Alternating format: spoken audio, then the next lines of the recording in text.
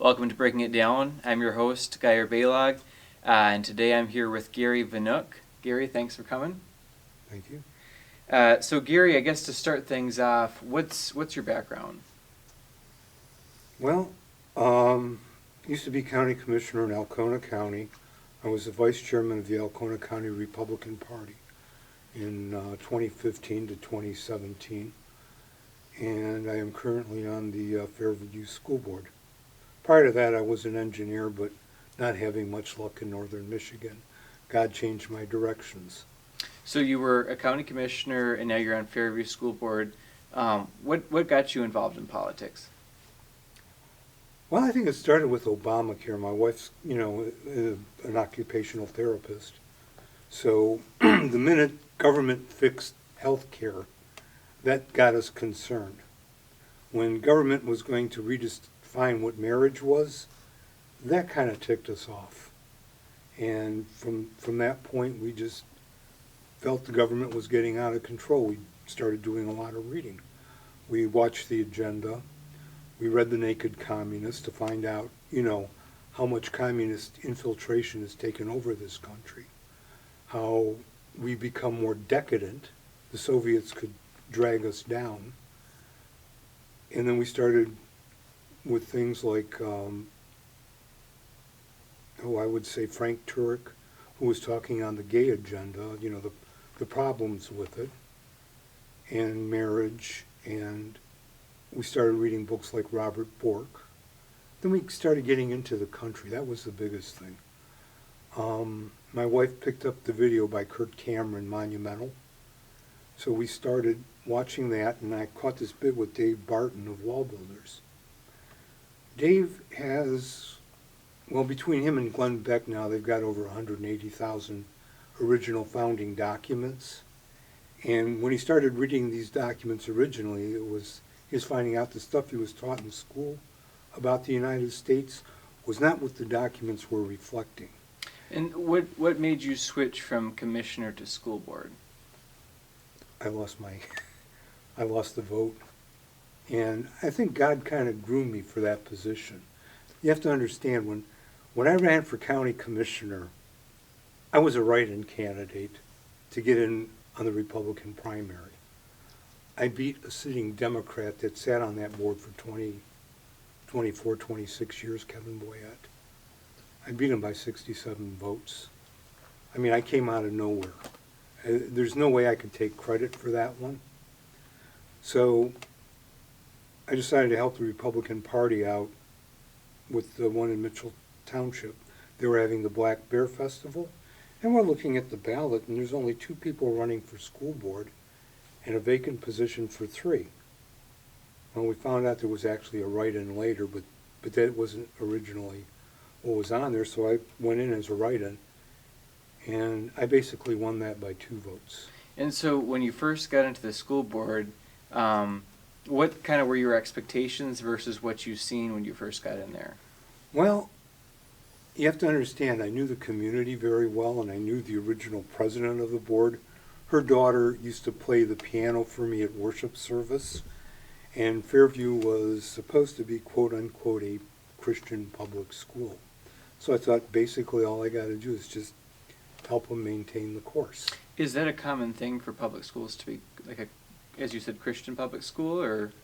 No, I don't think a lot of people have heard of that. It was just the influence was there. Mm-hmm. Well, like everything else, you find out the influence is starting to wane. Mm-hmm. You would think with all the court decisions we have now, with the Lemon Test being debunked by the Supreme Court, we'd be pushing the envelope, Instead of having winter concerts, we'd be having Christmas concerts. All these things are not illegal. You can do that. As a matter of fact, I was talking to an attorney. Teachers can actually have a Bible in school. I guess they're allowed to bring up certain things. Well, and a lot of people bring up separation of church and state, but they seem to leave out that it was never in the Constitution. It's in the Constitution. Article 124 of the Soviet Union's Constitution, Well, December 5th, 1936. So that ought to tell you something right there. but as far as our United States Constitution goes, I think it's something that a lot of people hear and maybe were taught at some point or heard somewhere.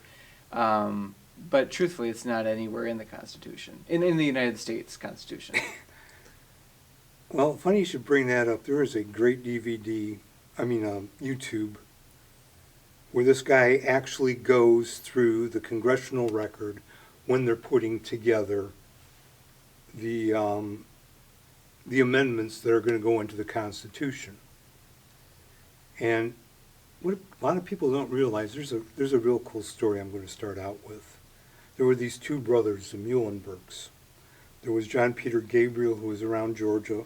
His brother Freddie was up in New York.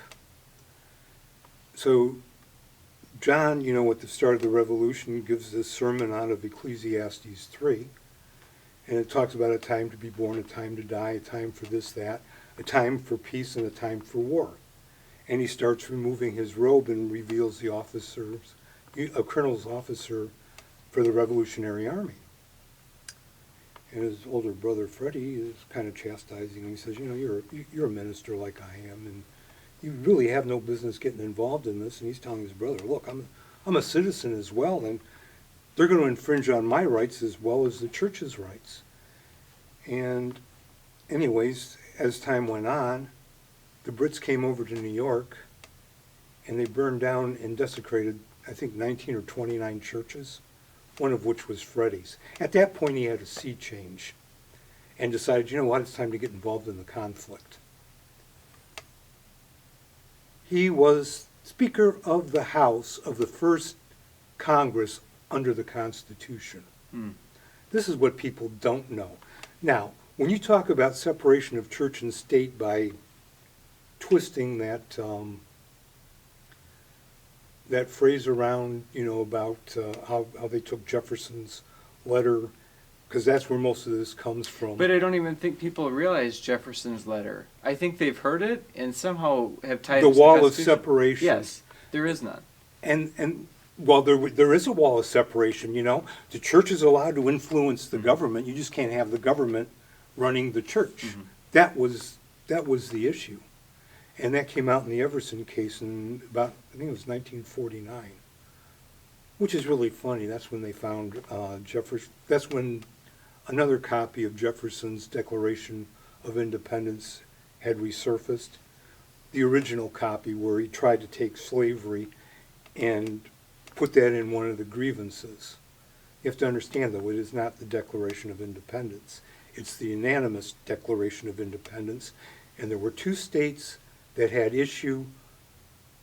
didn't have an issue with slavery, and that was Georgia and that was South Carolina. If those two had been on board, slavery would have been outdone. Understand, that was in the original Articles of Association that came out in 1774, before the Declaration of Independence in 1776. And so you mentioned with Fairview being kind of a Christian school or culturally Christian school, and you said that's kind of something that's fading away, and it sounds like maybe has faded away with other schools. Why is that fading away? My honest opinion, I think people are just afraid to stand up anymore. We've gotten to that point where we start to self-censor. In other words, you're a Christian nationalist, Geyer, I start calling you that. I think you're a racist, you're a homophobe, you're a bigot. And immediately we tend to pull back. It is really tough to stand forward. I mean, I've done it as county commissioner. It's sometimes not a fun thing. I wrote a resolution condemning Gretchen Whitmer for redefining gender, because the Elliott Larson thing, had not been decided by the House, and she's already starting to make moves that way. And so I wrote a resolution. It got gutted, but stood in place, and we passed it 5-0. At the school board? No, this is when I was on the county commissioner.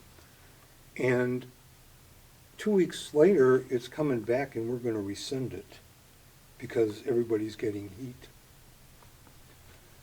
So it got rescinded 4-1. I was the only one that held my ground. That's when I joined the U.S. Taxpayer Party. I said, enough of these Republicans that won't stand their ground. I want people that, when it's a constitutional issue, that stand.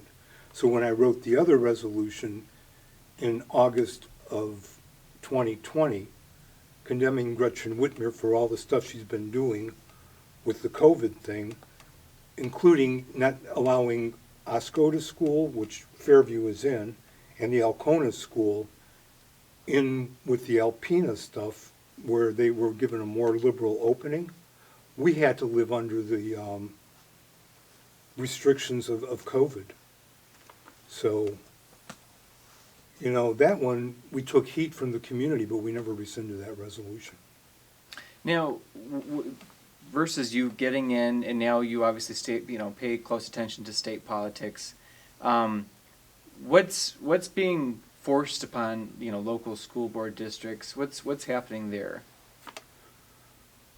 Well, they're pushing this teaching sex education with anatomically correct mannequins or that. I'm trying to figure out what's going on with the school material, because the history material is starting to bother me. That's the worst of it, because when you start altering the truth of the history, you don't know what this country was really founded on. Well, I guess, yeah, you would think history is kind of set in stone, so what are they altering with it? Well, here, I'll give you a good example.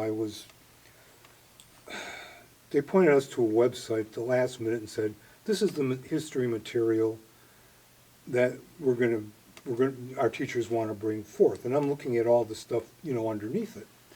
So I love this. This is a book. This is a thing on the Constitution and the Declaration of Independence. And it starts out, we hold these truths to be self-evident, that all men are created equal, that they are endowed with certain unalienable rights, that among these are life, liberty, and the pursuit of happiness. You know what's missing from that? What's that? How about endowed by our Creator? We keep leaving that out of everything. You were talking about separation of church and state. And actually our founders were nothing but deist, agnostic, and atheist, I guess, at best. Is that the usual feel of things? It does seem to be what's pushed, I guess, yeah. Okay, let's go to a concept of a thing called the Smithsonian Institute. That is a federal entity. They have archives, they keep letters. So if I go to those letters and I start reading things like John Adams' letter to the militia, where he talks about the concept that, our Constitution was only made for a moral and religious people. If they have a copy of that letter, do you think maybe that would hold some weight? Or you can go to that archive and look up Benjamin Franklin's speech at the Constitutional Convention, when they're really about ready, everybody's about ready to throw in the towel on the thing and give up on it. And Franklin says, at the beginning of this conquest, we used to go to the Almighty in prayer. How come we're not doing that now? And if you read that letter, there are several references. There's not scriptures in there, but several references to scriptures. He talks about petitioning the Father of light. That comes out of the book of James. He talks about, unless the Lord build a house. That comes from, I think, Hebrews or the Psalms. He knows that a sparrow never falls from the sky. That's covered in 2 Gospels. Talks about we'd be no more successful than them building the Tower of Babel. That comes from Genesis. So you're saying, for the people that are listening, that our founders weren't a bunch of atheists. In fact, they were quite Christian and wanted their government. They were biblically knowledge. Now, Franklin has been always called a deist. When I was younger, I was Roman Catholic. Due to some problems in the family, we started getting involved in the Jehovah's Witnesses, then into Unity Schools of Christianity, New Age stuff. A friend of mine that I knew down the block from me, we'd drive to the Detroit Institute of Arts on Sunday morning for chanting and meditation service at the Detroit Institute of Arts, with Eastern yogis.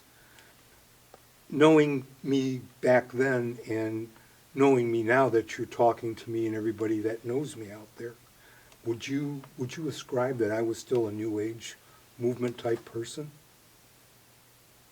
I don't know that I would. Well, the same with Franklin, because, Franklin wrote a letter to Samuel Cooper, who was a pastor in New England.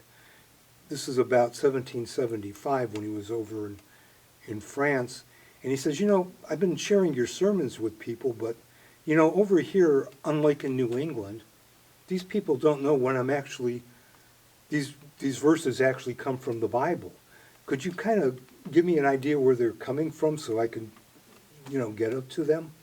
So our people were educated in the Bible. As a matter of fact, when we won the Revolutionary War, we were prohibited, under the King of England, to publish any certain Bibles, either the Catholic Bible, when there were Catholic monarchs, or the Protestant Bible, when, you had the King Edward.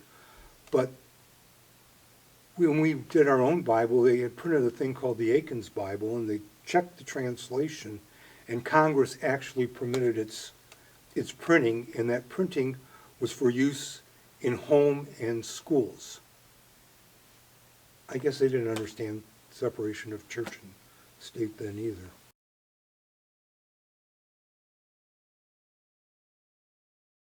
Hey there, everyone. Just wanted to remind you to stay in the loop. If you're watching us on Facebook and Rumble, be sure you hit that follow button. If you're following us on YouTube, be sure you subscribe and follow so you can see every episode. Thanks for watching, everyone. We'll see you next time. A large retail store just canceled a huge order, leaving us with a ton of extra MyPillows. But you know what? That's their loss. I'm going to make it your gain. For the first time ever, you get standard classic MyPillows for wholesale prices, only $14.88. I can't believe I'm even saying that. Only $14.88. But it gets even better. For a limited time, I'm going to offer my entire classic collection at wholesale prices.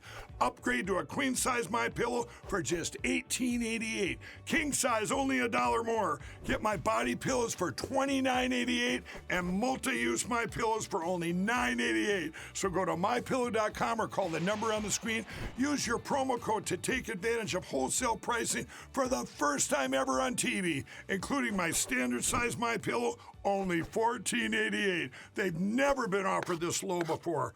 We have limited quantities at this price, so limit's going to be 10, and once they're gone, they're gone.